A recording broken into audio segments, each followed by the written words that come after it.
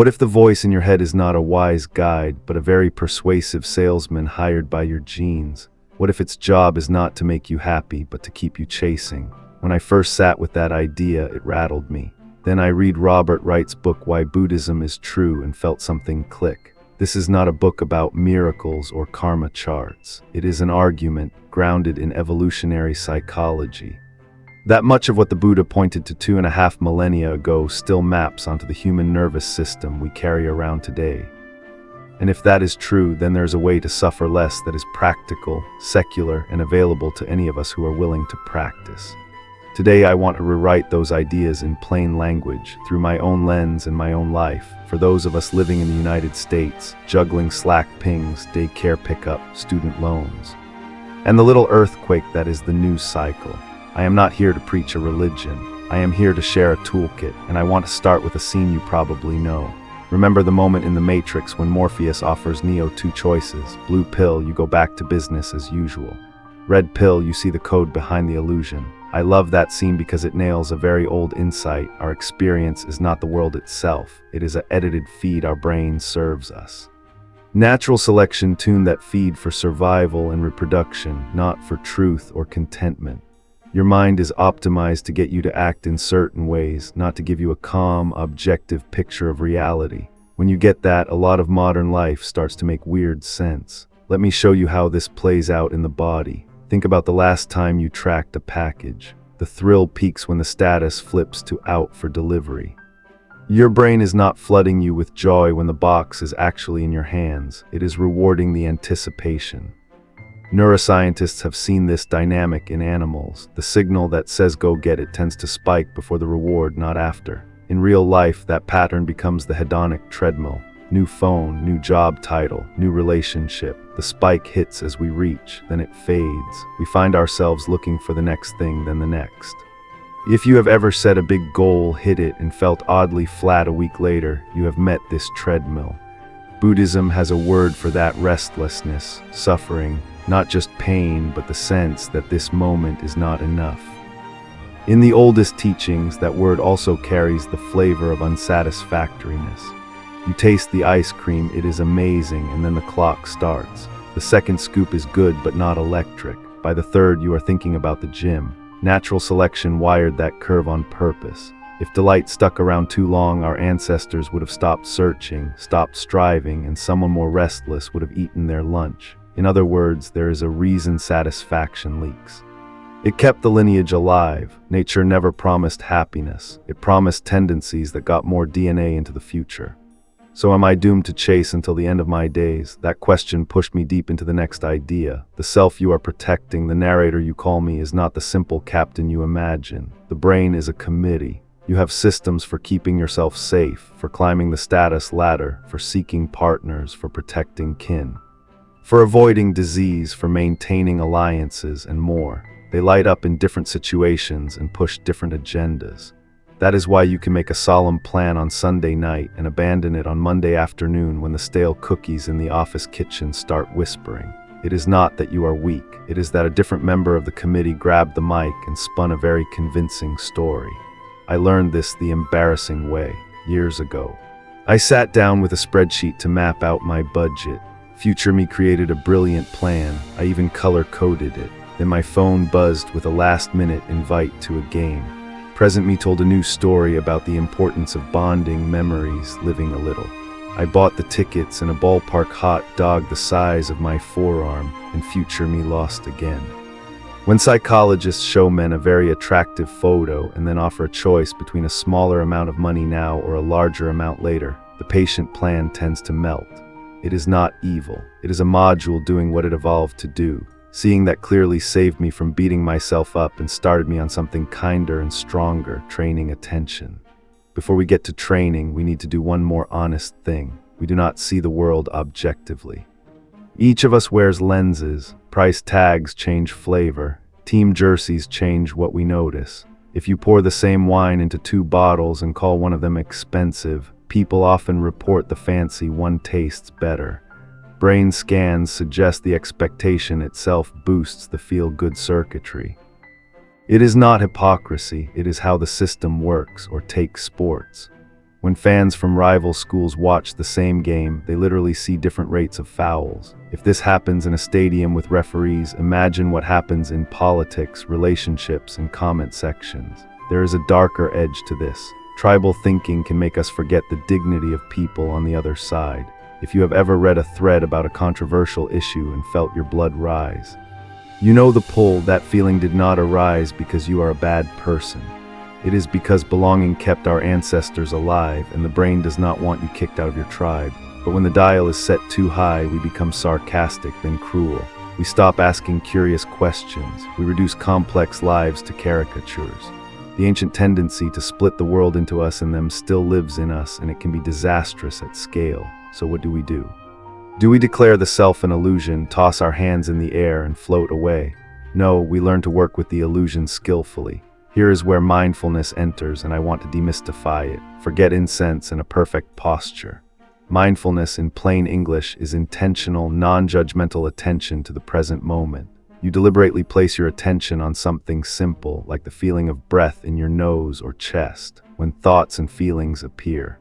You notice them without labeling them good or bad, and you return to the anchor. That is the whole game. The first time I tried, it took about 3 seconds for my mind to sprint away. I felt like I had signed up for a gym membership for my attention and discovered my muscles were very small. Then something surprising happened. I sat with a throbbing headache one evening. Normally I would clench and resist, which oddly adds a layer of misery. Instead, I tried this. I shifted from being the person having a headache to being the person noticing a pattern of sensations. Pressure here, throb there, warmth around the eyes. The resistance dropped. The pain did not vanish, but it lost its fangs. The second arrow, the mental narrative that says this is awful and it will never end and I cannot handle it, never landed.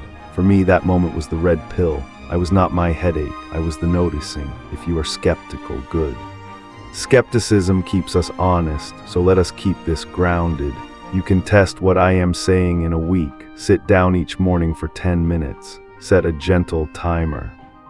Place your attention on the breath at the tip of your nose. When you get pulled into a thought, label it silently thinking and come back. That is not failure, that is the rep. Some days you will catch yourself right away.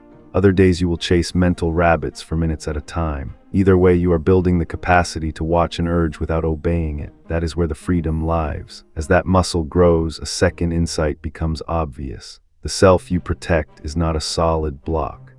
It is more like a neighborhood. Thoughts pass through like cars. Emotions roll in like weather. You cannot control the clouds, but you can decide whether to drive in the storm or pull over. If you have ever said something like, "I do not know what got into me," you have felt this.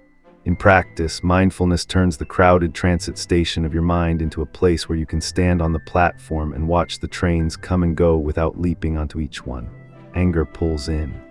You notice its heat in the chest and the tightness in the jaw. You breathe. You let that train leave the station without dragging you across the tracks. Later you can still have the hard conversation, but you do it from clarity, not from the roar. Now, a word that can sound abstract but matters in daily life: emptiness. In this context, emptiness does not mean nothing exists. It means things do not exist with the fixed essence we project onto them.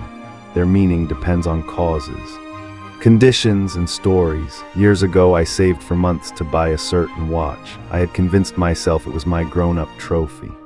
When the box arrived, I opened it with the giddy reverence of a kid on a birthday morning. 2 weeks later, it was just the thing on my wrist. The watch had not changed. My story had. When I really see that, I do not become numb. I become free to choose which stories I feed. I can enjoy the watch without asking it to do a job it cannot do, make me feel enough. You can test emptiness in small ways. The next time you feel the sting of someone not texting back, pause, close your eyes, notice the feelings in the body, name them gently: tightness, heat, fluttering. Then ask, what story am I laying on top of these sensations? Maybe it is, they do not respect me, or I said something dumb. Now ask, what else could be true? They are in a meeting, their kid is sick, the phone died on the subway. You are not arguing yourself into denial. You are loosening a story that hurts. In that loosened space, the day goes better. You might be wondering, does this practice make you detached or dull? In my life, the opposite happened. As I practiced, pleasant moments became more vivid. A cup of coffee tasted like it had a soundtrack. Sunlight through tree leaves felt textured. When my attention stopped rehearsing the fight I might have next week and replaying the awkward thing I said last month, the present grew color, far from turning me into a robot. Mindfulness made me more available to joy. It also made me quicker to see the early flickers of jealousy, fear, or anger before they turned into bonfires. That is invaluable in a marriage, on a team, and behind a steering wheel in rush hour. This way of seeing also touches how we treat other people. When I notice that my own mind manufactures stories, I become gentler with yours. I am less quick to decide that the person who cut me off is a villain. Maybe their brand new baby is in the back seat screaming. Maybe they are late to the second job that keeps their family afloat. On days when I still lose it, which happens, the practice gives me a way back. I can own my reaction, repair, and reset instead of justifying my worst 5 minutes as my moral right. Okay, you might say this is inspiring, but I live in the real world. How do I apply this at work, in money, in love? In a culture that profits from my restlessness, here's how I do it, and you can tweak it to fit your life. When I wake up, I do not check my phone first. I sit on the edge of the bed and breathe, 10 slow breaths in and out. If thoughts pull me away, I come back, then I sit for a formal practice. Sometimes it is 10 minutes. On days when the schedule allows, it can stretch to 20. Writing the time in words helps me commit. So I block it on my calendar from 6:30 to 6:50. That small ritual changes my mornings. It is not about being perfect. It is about starting the day in charge of my attention. Before a tough conversation, I sprint a few reps of mindful breathing. 5 breaths in, 5 out. I feel my feet. I remind myself of the platform and the trains.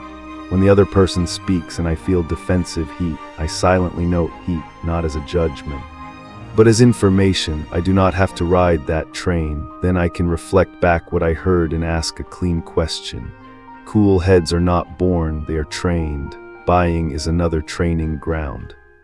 When I feel the itch to order something I do not need, I wait 24 hours. While I wait, I do a short practice. What is the feeling I want this thing to create? Status, comfort, novelty. Then I ask how else I could get that feeling. Call a friend, tidy my space. Try a new recipe with what is already in the pantry. Half the time, the itch dissolves. When I do buy, I enjoy it fully and then let go without shame. Social media can turn our minds into battlefields. I put those apps in a folder on the third screen of my phone and remove notifications. If I scroll, I set a timer for 10 minutes. The moment I feel the spike of outrage, I close the app and do 3 breaths. Outrage is a very charismatic train. It loves passengers. I prefer to use that energy to make a phone call, donate, or do one concrete thing in my town. Otherwise, I am just feeding an algorithm my attention. In relationships, emptiness saves me from pretending my partner should read my mind. When a story begins to harden, she does not care or he always dismisses me, I pause. I ask what sensations are fueling this story. Tight belly, slumped shoulders. Then I look for data that does not fit the story. The gesture I missed because I was busy narrating. The text I skimmed. From there, I can ask for what I need without accusing. We are not perfect at this, but the practice gives us a shared language so we can repair faster and widen the space between stimulus and response. At work, I use mindful intervals. From 9 to 9:50, deep work. Then 5 minutes of standing, stretching, and 3 conscious breaths by a window. From 10 to 10:50, back in. When the calendar is a mess, even 2 minutes of breathing between meetings helps. The default mode of the brain loves to rehearse grievances and plan imaginary speeches. Breaking that loop is a secret productivity hack. You do not need an app to start. There is one more gift in this practice that I did not expect. Compassion shows up more. When I sit still and watch my own mind, I see how much of my worst behavior springs from fear. That recognition softens my view of others. The manager who micromanages might be terrified of failing, not power hungry. The friend who cancels yet again might be drowning in a private storm. Seeing that does not mean I accept anything. It means I respond wisely. Boundaries and compassion are not opposites. In fact, they often travel together. If you have listened this far, you might already feel the red pill in your hand. So let me end with a straight talk summary. Your brain is an excellent survival machine and a middling happiness machine. It will serve you an endless stream of cravings and worries because that kept your lineage alive. You cannot beat this machine by yelling at it. You cannot shop your way out. You cannot scroll your way out, but you can train attention. You can watch thoughts as thoughts. sensations as sensations and choose which ones to feed. You can learn to step off the hedonic treadmill not by becoming a monk on a mountain, but by becoming intimate with this breath, this step, this conversation. Buddhism gave us language for this centuries ago. Evolutionary psychology gives us a modern explanation for why it works. You do not have to believe anything metaphysical to test it. Start small, 10 breaths before you speak. 10 minutes in the morning from 6:30 to 6:40. Notice what lights up craving and what quiets it. Notice how much of your suffering is the second arrow, the story on top of the sensation. Then keep practicing. Strength in this realm is gentle and stubborn. When I look back at who I was before I sat down on a cushion, I see someone constantly reaching. I still reach. I still forget. But now I forget for shorter stretches. I catch the train earlier. I come home to the breath sooner, and the joy that shows up is less like a sugar high and more like a steady warmth. It is the warmth of being here for my life, not just thinking about it. If this inspired you, please give it a like, subscribe for more weekly insights, and share it with a friend who's on this journey with you. Thanks so much for being here. I truly appreciate you. See you in the next video.